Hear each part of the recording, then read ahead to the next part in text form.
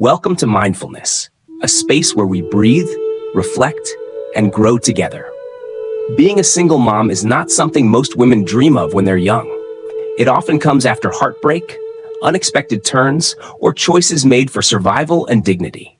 Yet, here you are, standing tall in a role that is both brave and overwhelming.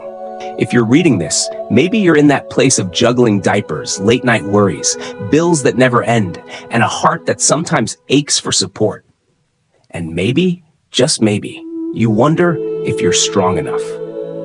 I want to tell you this: you are. One of the teachings from Zen master Thich Nhat Hanh that has stayed with me is his reminder to breathe in, I know I am alive.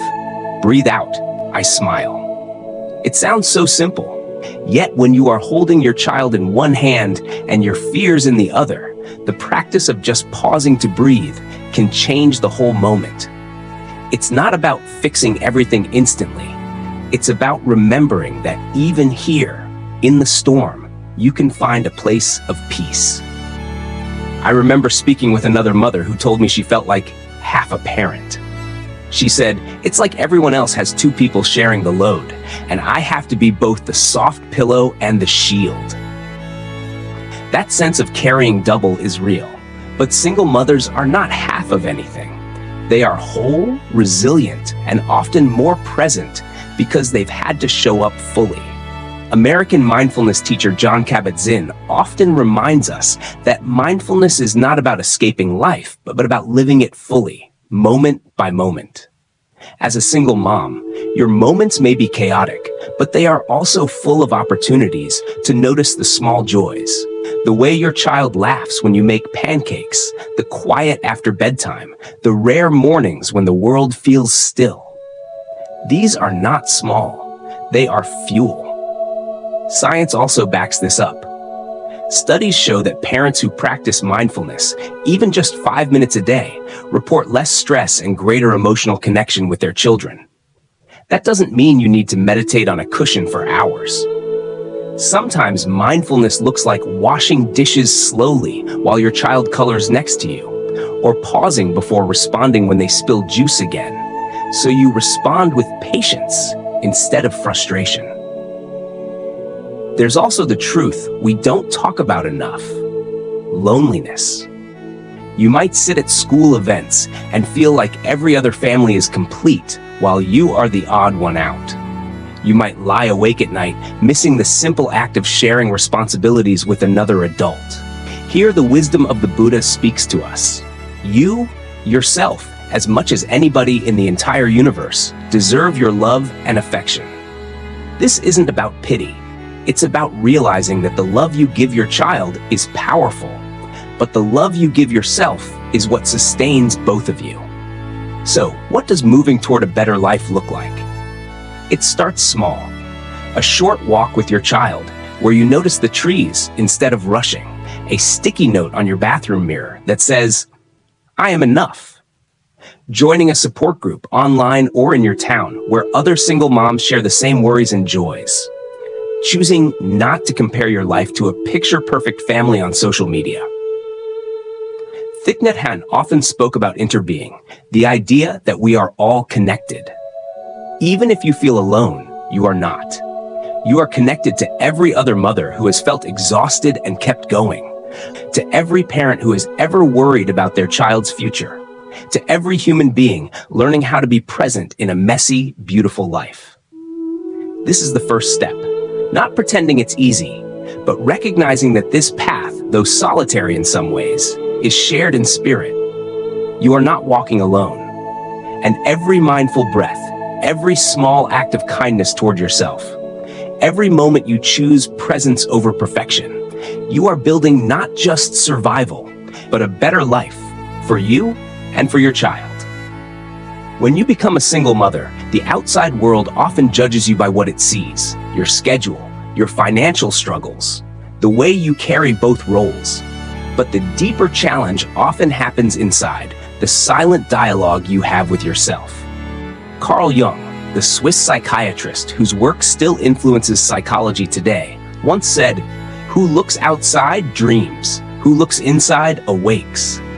For single mothers, this awakening is not just a spiritual idea, it's survival. When you look inside, you face your fears, your shadows, and your doubts. But you also discover your strength, your creativity, and the love that never runs out, even on your hardest days. I remember a conversation with a mother who admitted, "Sometimes I feel like I'm not enough for my child, like I can't give him what a two-parent household could." This is a shadow many single moms carry, the quiet fear of not being complete. Jung would say that acknowledging this shadow is the first step toward wholeness. Pretending it doesn't exist only gives it more power. Facing it allows us to embrace all parts of ourselves, the tired, the fearful, but also the brave and deeply loving. Zen master Thich Nhat Hanh reminds us that compassion starts within. He taught that if we can hold our suffering gently, like a mother holding a crying baby, we can begin to transform it. As a single mom, you are already practicing this kind of compassion with your child every day. The challenge is learning to offer that same tenderness to yourself.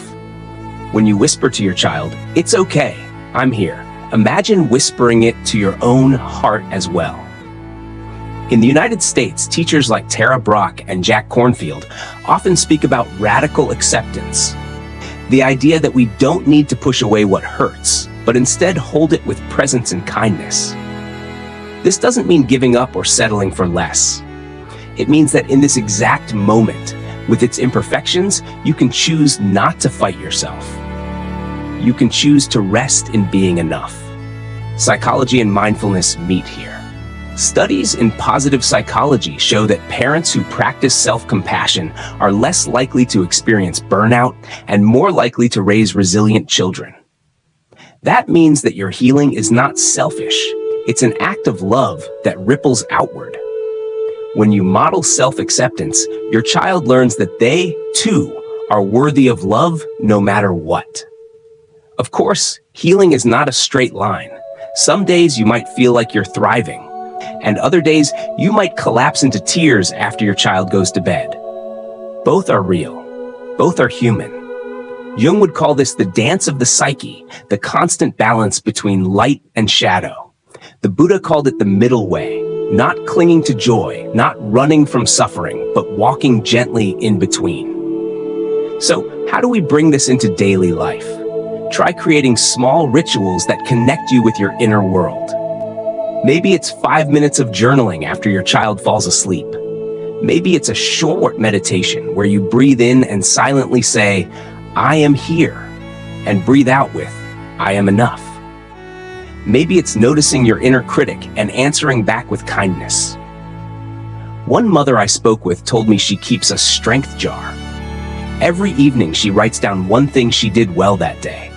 Whether it was making her child laugh, cooking a meal, or simply getting through the day without giving up.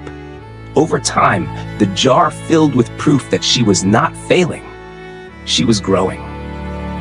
Carl Jung believed that the journey of individuation, becoming your fullest, truest self, is not just for your own sake, but for the sake of those around you.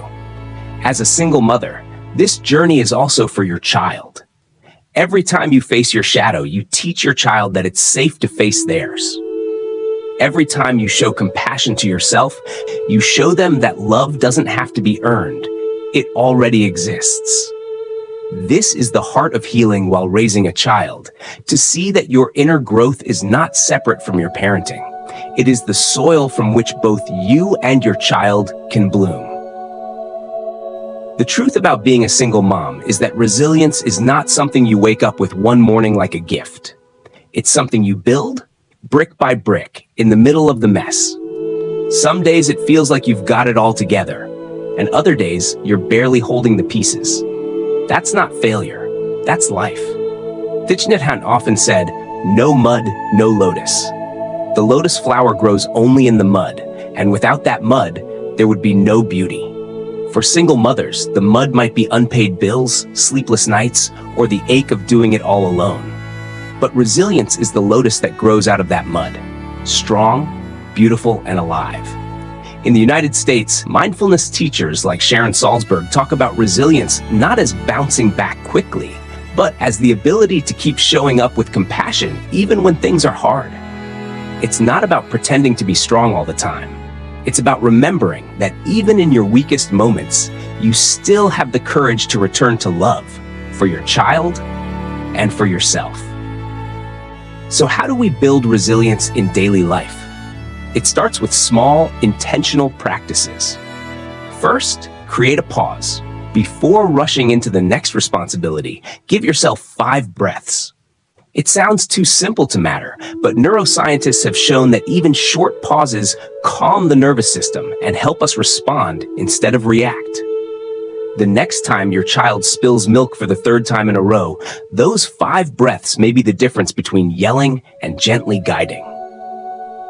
Second, lean on rituals. Rituals give rhythm to a life that often feels chaotic. Maybe it's lighting a candle at dinner to mark the shift from day to evening. Maybe it's a short bedtime meditation with your child where you both say 3 things you're grateful for. Rituals remind both of you that no matter how messy the day was, there is still beauty, order, and meaning. Third, connect with others. Resilience is never built in isolation. Psychologist Carl Jung spoke about the collective unconscious, the idea that we are all deeply connected in ways we don't fully see. When you join a support group of single moms, or simply call a friend who listens without judgment, you tap into that collective strength. You realize you are not alone in your struggles, and that shared experience becomes a source of healing. Fourth, take care of the body. It may feel impossible when you're exhausted, but resilience is grounded in physical well-being. A walk around the block, stretching in the living room, or even dancing to one song with your child can shift your energy. Buddhist teachings often remind us that the body and mind are not separate. When you care for one, you care for the other. Pema Chodron, an American Buddhist nun known for her wisdom, once said, "You are the sky. Everything else, it's just the weather." The storms of parenting alone may rage, but they are temporary. You, the sky, are wide enough to hold it all. This perspective doesn't make problems disappear, but it gives you space to breathe, to stop identifying yourself only with the stress of the moment. And don't forget joy. Resilience is not only about enduring hardship, it's also about making space for laughter and lightness. Let yourself enjoy silly moments with your child, even when the dishes aren't done. Dance in the kitchen, share ice cream. Joy is not a luxury, it's nourishment. One mother told me she created a joy list with her daughter. Every week, they picked one small thing from the list, like painting nails, visiting the park, or watching the sunset, and made sure to do it. It didn't erase the stress of being a single parent, but it gave them both something to look forward to. That, too, is resilience, choosing joy in the middle of struggle. Resilience is not about being unbreakable. It's about learning that even when you break, you can mend. Even when life feels heavy, you can take the next small step. And each step, no matter how tiny, builds a life that feels more whole, more alive, and more sustainable. Remember, resilience is not just for you. It's a gift you pass on to your child. When they see you breathe through frustration, create rituals, ask for help, care for your body, and choose joy, they learn the same skills. You are teaching them, every single day, how to be resilient humans. And that is perhaps the most powerful legacy you can leave. One of the heaviest burdens for many single mothers is not the endless to-do list, but the silence after the child falls asleep. The quiet house, the empty side of the bed, the absence of someone to share the small victories, or the crushing worries. Loneliness can feel like an invisible weight, pressing on you in ways that others may never see. Yet in that loneliness, there is also a doorway to self-love. Carl Jung once said, "Loneliness does not come from having no people around you, but from being unable to communicate the things that seem important to you." As a single mom, you may feel this acutely. Friends who don't fully understand, relatives who mean well but judge, and a society that too often stereotypes single mothers instead of supporting them. This gap between your lived reality and the outside world's understanding can make you feel isolated, even when surrounded by people. But what if loneliness isn't just an absence? What if it's an invitation? Thich Nhat Hanh taught that being alone is not the same as being lonely. He would often lead alone walking meditations, encouraging people to walk gently, breathe deeply, and realize that in solitude they could touch the beauty of the present moment. For single mothers, this practice can be a form of healing. The next time you walk with your child, or even alone, notice the earth under your feet, the sound of your breath, the sky above you. Let these be reminders. You are connected, always, to the larger web of life. Self-love, in this context, is not about bubble baths or spa days, though those are wonderful when you can find the time. It's about speaking to yourself the way you speak to your child. When your child makes a mistake, you don't call them worthless. You comfort them, guide them, remind them of their worth. What if you practice the same with yourself? Tara Brach, a mindfulness teacher in the US, calls this the sacred pause. When shame or self-criticism rises, stop, place a hand on your heart, and whisper to yourself, "It's okay, sweetheart. I am here with you." Science affirms what spiritual teachers have said for centuries. Self-compassion is not indulgence, it's resilience. Research from Kristen Neff, a leading scholar on self-compassion, shows that people who treat themselves with kindness are less anxious, more motivated, and more connected to others. For single moms, this is vital, not only for survival, but for building a life of meaning and joy. Still, loneliness can creep back, especially in those long nights or moments of doubt. This is where connection matters. Not surface-level socializing, but genuine, heart-centered connection. It might be a local meditation group, an online circle of single parents, or a trusted friend who truly listens. Remember Jung's reminder, loneliness eases when we can share what feels important. One single mother told me she started writing letters to herself during the hardest nights. She would write as though she were her own best friend, offering encouragement, patience, and love. Over time, those letters became a record of her growth, a reminder that even in her darkest moments, she was never truly abandoned because she was learning to stand beside herself. Buddhist teachings often describe love as a boundless energy.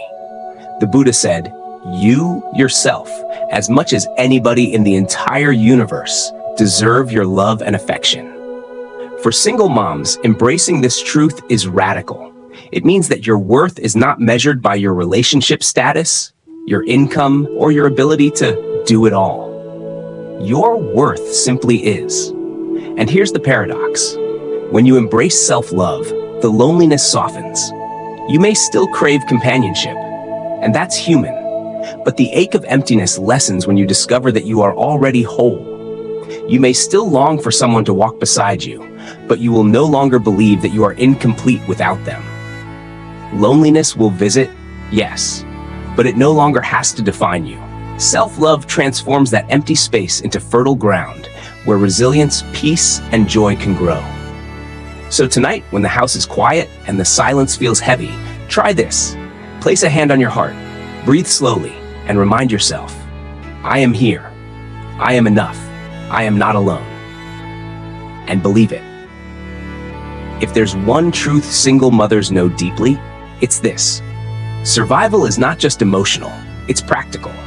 Bills must be paid, work must be done, and children must be cared for, all often without the safety net of another adult's support. Balancing it all can feel like juggling fire while walking a tightrope. Yet mindfulness offers not only calm, but also clarity, helping you navigate these challenges with strength and grace. Thich Nhat Hanh taught that mindfulness is not separate from daily life. It is daily life. He would often say, when you wash the dishes, wash the dishes. This teaching reminds us that even in the most ordinary, exhausting tasks, packing lunches, commuting to work, paying bills, there is an opportunity to be present. This presence doesn't erase the challenges, but it softens the stress and gives you a clearer mind to handle them. Take finances, for example. Many single moms carry the heavy stress of stretching every dollar. Financial worry can feel like a constant storm cloud, making it hard to enjoy even the good moments. Here, mindfulness helps by slowing the spiral of fear. Instead of "I'll never make it," you can pause, breathe, and ask, what is the next small step I can take today? It might be creating a simple budget, seeking community resources, or setting aside even a tiny savings. Each small step is an act of empowerment. Carl Jung often spoke about the importance of integrating the unconscious into our daily awareness. Stress about money or work often hides deeper fears: fear of failing our children, fear of not being good enough. When we pause and acknowledge those fears, instead of pushing them down, we can respond more wisely. Jung called this shadow work. And in the life of a single mother, facing the shadow of financial fear with compassion can free you to act with clarity instead of panic. Work-life balance is another arena where mindfulness becomes essential. You may feel torn between excelling at your job and being fully present with your child. American meditation teacher Jack Kornfield often reminds us, if your compassion does not include yourself, it is incomplete. That means allowing yourself to be human. Some days, dinner might be takeout. Some days, bedtime stories are shorter because you are exhausted. That doesn't make you less of a mother. It makes you real. And when you let go of impossible standards, you find space for both productivity and presence. Parenting stress, too, can be softened with practice. Sharon Salzberg speaks of loving kindness as a daily discipline, not just a feeling.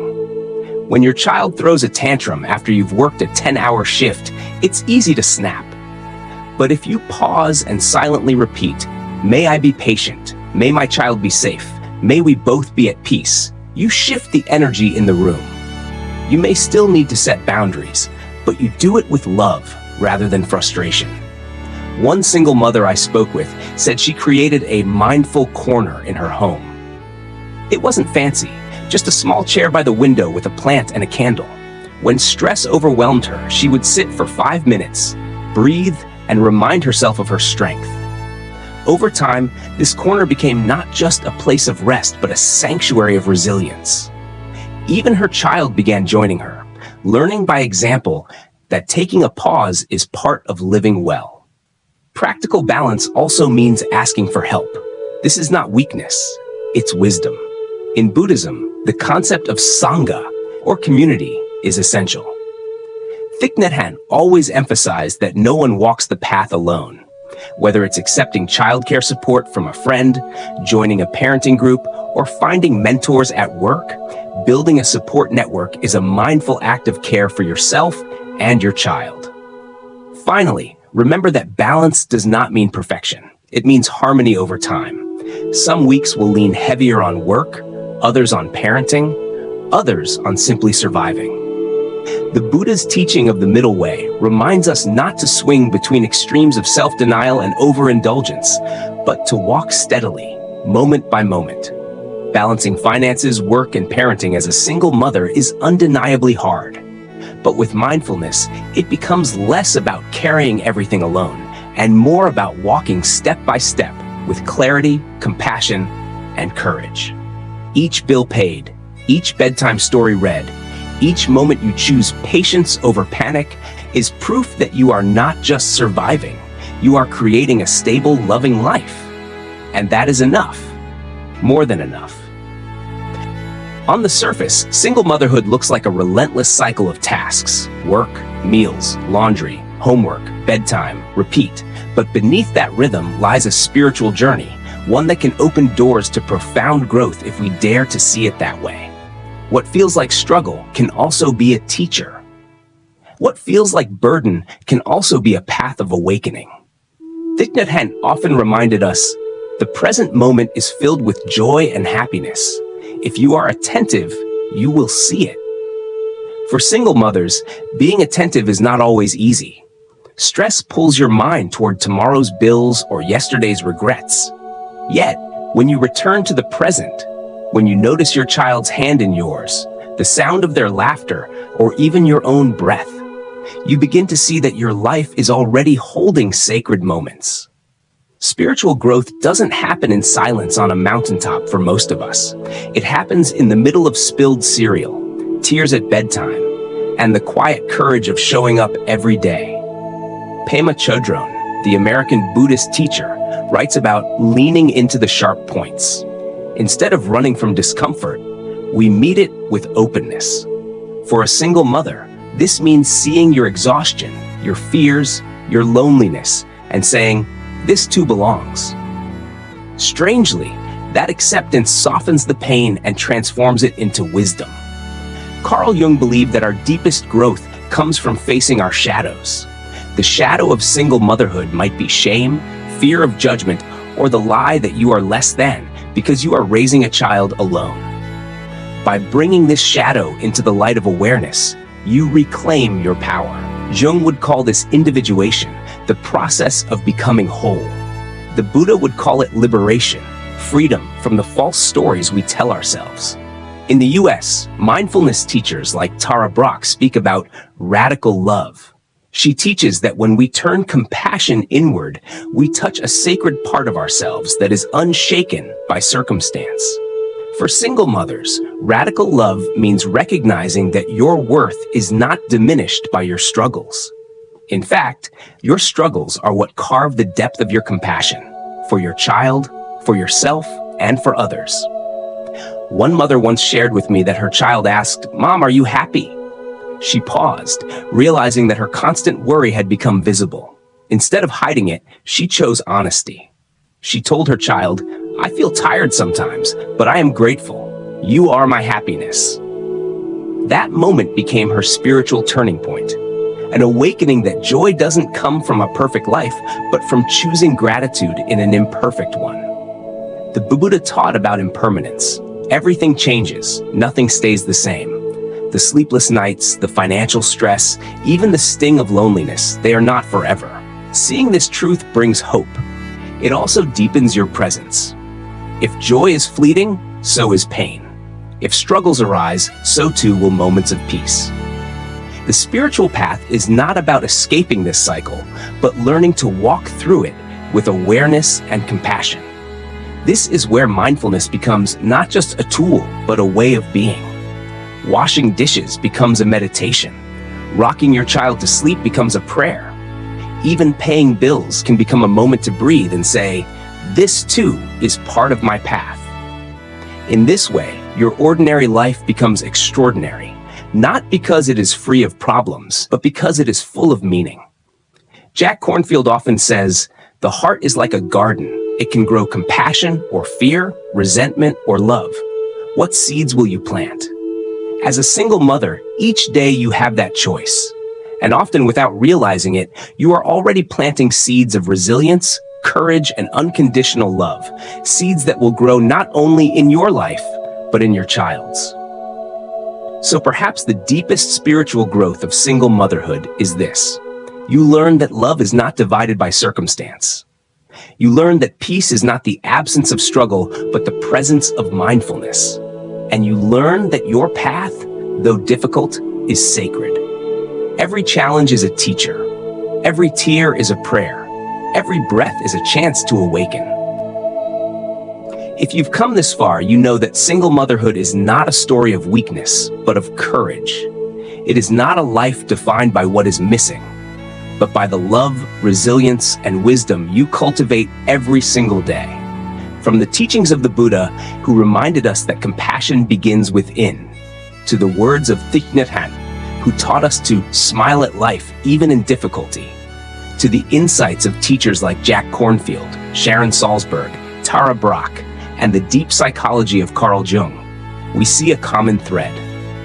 The journey is never about perfection. It is about presence. It is about learning to hold joy and struggle in the same hand, and to recognize that both are part of being fully alive. As a single mom, you may not always feel like a hero. Yet every day you show up, even when you're tired, even when the world feels heavy. You get out of bed, make breakfast, hold your child, and keep going. That is heroism in its purest form. And while society may not always celebrate it, your child feels it. Your presence, your effort, your love, it shapes them in ways that will last a lifetime. Spiritual growth in this path does not look like escaping to a monastery or sitting in silence for months. It looks like breathing through tears, finding stillness in the middle of chaos, and learning to treat yourself with the same kindness you give your child. It looks like knowing that every mindful breath, every act of patience, every choice to love yourself is not small. It is transformative. Loneliness may visit, but it does not define you. Financial stress may weigh on you, but it does not diminish your worth. The shadow of doubt may whisper, but it cannot erase the truth. You are whole. You are strong. You are enough. Remember Jung's words, the privilege of a lifetime is to become who you truly are. Perhaps single motherhood, with all its trials, is guiding you to that truth. And perhaps, as Thich Nhat Hanh said, the seed of suffering in you may be strong, but don't wait until you have no more suffering before allowing yourself to be happy. Happiness is not at the end of this road. It is here, in small, mindful steps, in laughter, in love, in presence. And so, as you continue forward, may you breathe deeply, love yourself fully, and know that your journey is not solitary. You walk alongside countless others who carry similar stories, and together you are creating a new vision of strength, compassion, and hope. At Mindfulness, we believe this path is sacred. We are here to remind you that every step you take, no matter how heavy, is also a step toward awakening. Together, let us breathe, let us grow, and let us remember, you are not walking alone.